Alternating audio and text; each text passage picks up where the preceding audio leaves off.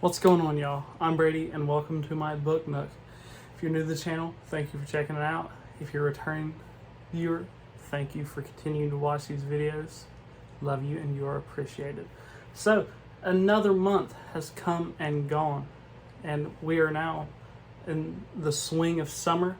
It is hot as hell out. It is borderline miserable. So, that's even more reason to stay inside as the introvert I am and read. And I read quite a bit this month. I'm pretty proud of what I was able to chunk out. Nothing exorbitant, but definitely got some good reading done this month. So as always, I think I'm gonna switch it up this month. I don't know. I read such different stuff that it's hard for me to give a just like rating. So I'm just kind of gonna talk through. I'm still gonna award my book of the month, but as of now, I'm going to kind of lean off that rating system because my stuff's all over the place, and it's just super wild.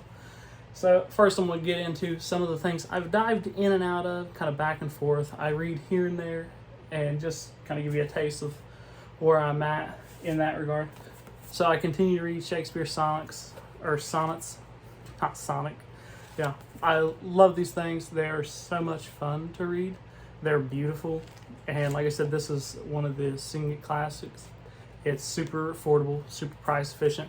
Definitely check his stuff out because, I mean, obviously he is one of the greatest writers to ever live. So do your dues as a reader and check his stuff out because it's excellent. Next up, we have probably the favorite book I own, just visual aesthetic, and that is The Everyman's Library. It's the John Keats collected works. So I have been reading through his odes. So like Ode to the Grecian Urn, Ode to a Nightingale, stuff like that. I ain't gonna lie, I'm very new to Romantic poets. I am not great with understanding them, so I'm really struggling right now. But this is beautiful. It's one of those, like, you definitely have to read it aloud, hear yourself say it, hear the words roll off your tongue. You like some of them, but you don't know why.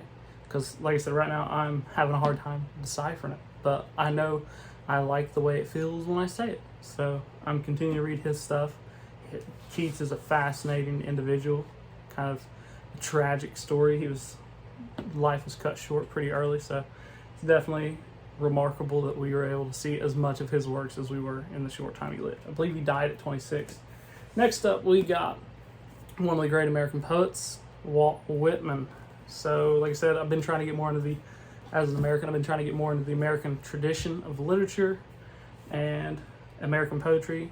One of the pillars is Walt Whitman, and I'm struggling with him. He's not someone who I honestly enjoy reading. Maybe I just haven't found the stuff I like reading yet, but in the bits and pieces I have kind of flipped through and read, and just, it's one of those, I feel like poetry books, they aren't meant to be read front to back. They're meant to be dived in and out of and kind of weave and swim to and fro wherever the winds take you. But I'm struggling with him right now. He's not someone I want to read a whole lot of, but I'm still forcing myself. Like I said, he's obviously extremely respected and kind of has helped us get to this place in literature that we are today. So I do my due diligence as a lover of literature and reading. So I've been trying to check his stuff out, but it's tough. Next up, we got Mr. Robert Frost, the classic. This guy, I feel like everybody had to read at least one of his poems for a high school or middle school assignment. He is just quintessential American poetry, fairly modern. I believe he wrote through the early 1900s. Yeah, he did. Wrote through the early 1900s, and I'm sure you have all heard the poem The Road Not Taken. And like I said, a lot of his stuff's great. Really enjoying it right now.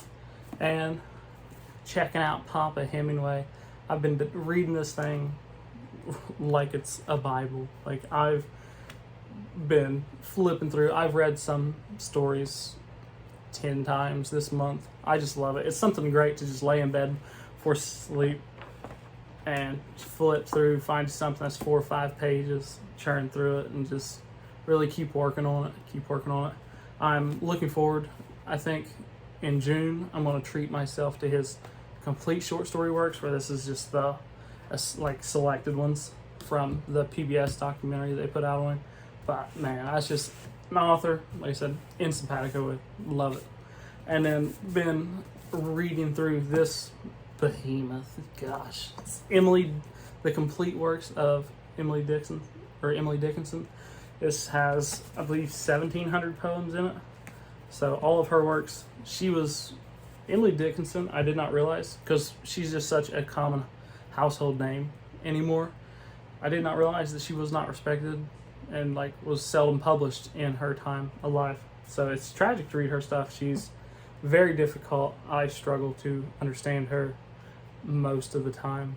I feel like I've read so many of these and still have no idea what's going on, but then you read one and it just hits you. Because like I said, she's got plenty of poems for you to read.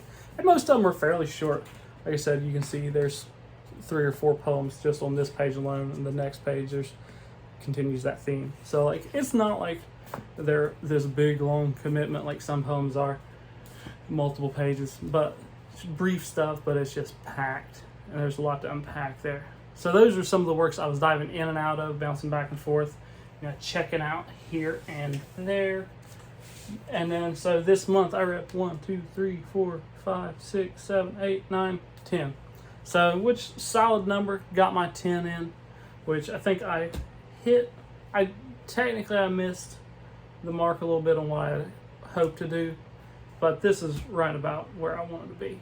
I think the only thing I didn't get to this month that I had initially set out for was Hamlet and some like other Shakespeare stuff, but I really was like, I'll read 2 of Shakespeare's plays this month, and that's a good starting point for me. Especially like reading his sonnets, reading 2 of his plays, read 2 great plays of his. So like I said, definitely something I'm pleased with to hit my 10 this month, but let's start going through them. So first and foremost, we have Gentleman's Guide to Vice and Virtue. I believe this was the second book I read this month. So I guess in honor of it now being Pride Month, this is a story about this is kind of Regency era England, and this young gentleman named Monty is going on his grand tour, but he is very affectionate towards his best friend Percy. So like I said, it's a very interesting story. It's funny, it's quirky, it's very witty.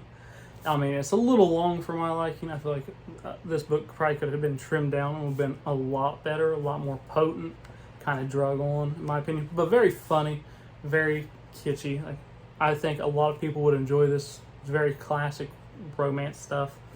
So, like I said, definitely something I was pleased to read. That was a book for a book club with my wife and 2 of her friends. So we are all going to be checking that out and kind of seeing what's going on with that. And I'm excited to talk about it, see what they thought, because we have very different tastes in books. And I enjoyed it, so I'll be excited to see. This is the one I finished literally last night. I finished it just before midnight, put me in just under the wire of finishing it this month. And that is Book 3 of Faithful and Fallen, Ruin. This is the best book yet in the series, but I could not get into it. I struggled with this thing. It was like, I think it was like the 19th or 20th, and I had churned through quite a few books, churned through 9, and then I was like, I just can't read it. I just could not force myself to read it. But last night, like I said, I had been slowly chipping away for about 10, 11 days, and then last night I had like 250 pages left. Like I said, this thing's thick. It's 750 pages. And those last 250 pages, I just was like, that's it. I'm finishing it. I'm doing it. I'm getting it done this month because I'm committing to it. And all those last 250 pages were a thrill ride. And this title, if you haven't read Book of Faithful and Fallen, read it. It is an excellent series. John Gwynne is an excellent writer. He has crafted a very intricate world with a lot of lore, a lot of enjoyable characters, and just so much going on. So many plot lines. Like I said, very Game of Thrones-esque. I feel like that's kind of thrown around a lot, but this guy's lives up to it, minus the sex and the profanity. It's that kind of adult without being overly adult, but this would make an excellent television show. And like I said, the title tells you all you need to know. because this one is rough emotionally. So that, I'll be excited. I'm finishing for June, being done with Book of the Faithful and the Fallen. Not that I don't like it, but it's just one of those things kind of hanging over my head and keep being like, Brady, you gotta finish this, you gotta finish this. So, doing it. Next up, we have the first book of this author's that I've ever read, but she is all over everything. She's everywhere I look. I cannot avoid seeing content about her books and about her as an author and the characters she crafts and the world building she is engaged in. So I had to check her out, and this is my wife's favorite series. And I told her I would at least read the first 2 books, and that would be Miss Sarah J. Maas and her A Court of Thorn and Roses. Now let me tell you, solid. It's great. I really enjoyed this. I enjoyed this a lot more than I thought I would. You know, it's very romancy, but at the same time it's gritty. It has a level of grit, a level of just brutality to it. I don't know. It's so weird because, like I said, it's all about fairies and fays and stuff like that, but at the same time it's very reminiscent of these deeply human emotions, and it's just a lot, and it was excellent. Also, for anyone out there who has read this, let me ask you this. Did you get just Beauty and the Beast vibes all throughout this? Because part of me wants to say that this is a retelling of Beauty and the Beast. Let me know if you agree or disagree with me down in the comments, because I feel like that's probably going to be something that people are like, no fucking way, or, oh yeah, I see it. I don't know. Maybe that's just me. We'll see. All right, next up we have The Dirty Old Man, and I believe this was his breakout novel. The Dirty Old Man, Charles Bukowski, and his novel, The Post Office, or just Post Office. So, I don't really know how to explain this. I mean, it's very reminiscent of Charles Bukowski's life. It follows like his persona as he works in the post office, and that's what he did in real life. So he works in this post office, and it kind of follows his life as it's kind of just falling apart. You know, he's not really where he wants to be, and he's going nowhere fast. So it's following him through drinking, gambling, and women, and he's kind of just telling you about how just generally shitty his life is. And it's one of those, don't read this for the plot, because there's really not much of one. Read it for the sentiment, and you'll enjoy it so much more. I had no idea what to expect going in this. I wasn't really sure. It's kind of comical, kind of like memoir / autobiographical, but at the same time not. It's a lot, and there's a bunch of just really funny parts, but then there's parts that are heartbreaking in this, and it's very touching. And Bukowski is just an interesting character. If you don't know anything about him, do yourself a favor and look into him more as an author. He's definitely someone I want to read more of. I believe his other novels like Ham and Rye and Women make this beautiful little spread because they set side by side with this book. It's a nice little set piece. And then I've heard he's got some excellent poetry. I read some of it online, just trying to check out and get a taste for it, see if it was something for me, and it's really good. It's good stuff. Next up, we have Patrick Ness and his A Monster Calls. Now, this book is a book all about grief, and it follows a young child as a monster comes to his window at night and tells him that he's going to tell him 3 stories, and then after that, he's going to tell him a story, or something bad is going to happen to him. So, like I said, it follows that, and it follows this young man as he's dealing with his grief. He's dealing with his life and where he's at. I don't want to say too much because obviously I don't want to give anything away, because a lot of it's just kind of that revelation of what's going on in this young man's life and what happens to him. But definitely a great book. I was reading online about some people recommending this to younger audiences, and it's something I would. And then I saw some people getting all agitated about one specific scene in it. But this is definitely something I think anyone like probably 6th grade and on should read. I would recommend doing this in a classroom because there's a lot to unpack here, and it's very like accessible for those age ranges. But definitely, even as an adult, check it out because, like I said, the story's great and just has these beautiful illustrations throughout. I mean, they're just gorgeous, and it's a lot of fun. It's a quick read, something you can hammer out in a night. Next up, we have the Anglo-Saxon epic Beowulf. Now, Beowulf is quite the tale. I mean, like I said, it's short. You can read it in an evening, but it's really strange to think that this is like one of the oldest pieces of English literature that we have. I think it was originally written in Old English, and that's just mind-boggling that this tale has survived that long. You know, like I said, don't even expecting anything wild, but this work kind of laid the foundation for literature as we know it. Like, it's built that path up, and this kind of set the framework for English and Anglo-Saxon tales and epics. So it is definitely something you should read at some point in your life. I'm sure a lot of people had to read it in high school, but read it as an adult, read it of your own volition, and you'll enjoy it a lot more. And like I said, it's excellent. One of my favorite parts of the books, and this isn't even a spoiler because it happens early on, and I'm sure everybody knows the Beowulf story by now. But Beowulf is talking to the king about going to fight Grendel, and he's telling him of this time where the waters were dangerous, and like I believe it was like the English Channel or something like that. Yeah, I know it's not the English Channel, but it's some body of water. So he swam through it in full chainmail and with a sword and just killed all the monsters. And that was how he made the sea safe for people. And it's just these overly hyper courageous, hyper masculine character and his tale of fighting these improbable odds. And it's one of those, like, you gotta read it at some point in your life. Next up, we had one of the Bard's masterpieces, so that would be Shakespeare's Macbeth. This is my second time reading Macbeth.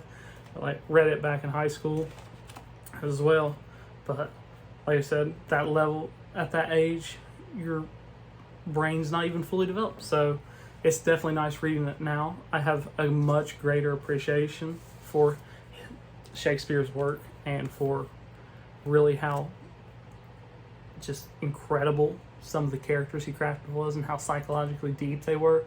So it was just magnificent reading this because Macbeth is such a tragic character, and to see him kind of toil back and forth about what he should do, and to kind of see his fall and his descent into madness is heartbreaking, to say the least.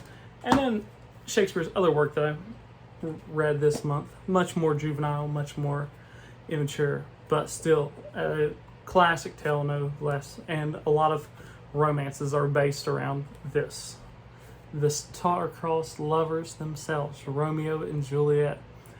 So what I love about this is, in my head, I had never read Romeo and Juliet before this, but Romeo is a cardboard cutout. He is a boring character. There's nothing cool about him, nothing like awe-inspiring about him. Juliet, however, is this incredibly crafted, deeply profound character who, like I said, this is one of Shakespeare's earlier works, so it's amazing that at that point in his career he was creating characters with such like depth, and to see her and her toiling with these things, and just some of the lines in this, man, I tell you, like the line, what is a name? A rose called by anything else would smell just as sweet. Like, shit like that, that is just prime writing. And like I said, that's one of his earlier works, and I still have quite a few of his masterpieces left to go.